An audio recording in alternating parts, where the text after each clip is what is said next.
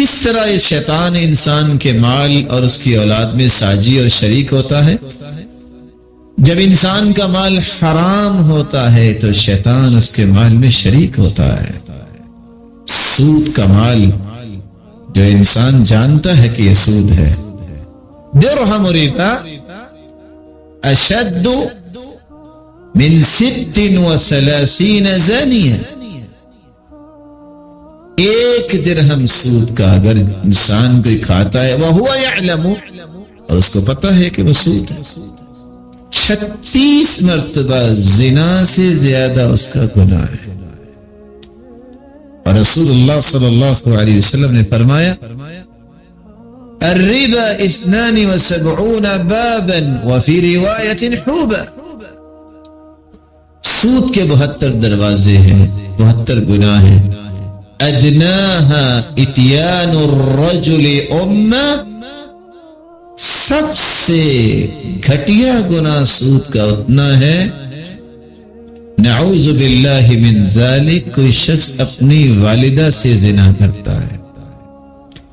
لعن اللہ آکل الربا وموکلہ وشاہدی وکاتبہ وہم فیہ سوا، لعنت ہے اللہ تعالیٰ کی سود کھانے والے پر، سود کھلانے والے اور سود کے بارے میں کتابت کرنے والا، جو کانٹریکٹ سائن کرتا ہے، ڈرافٹنگ کرتا ہے، وشاہدی، جو گواہ بنتا ہے، ایز اے وٹنس سائن کرتا ہے، اور فرمایا وَهُمْ فِيهِ سَوَاء، اس گناہ میں چاروں کے چاروں برابر ہیں۔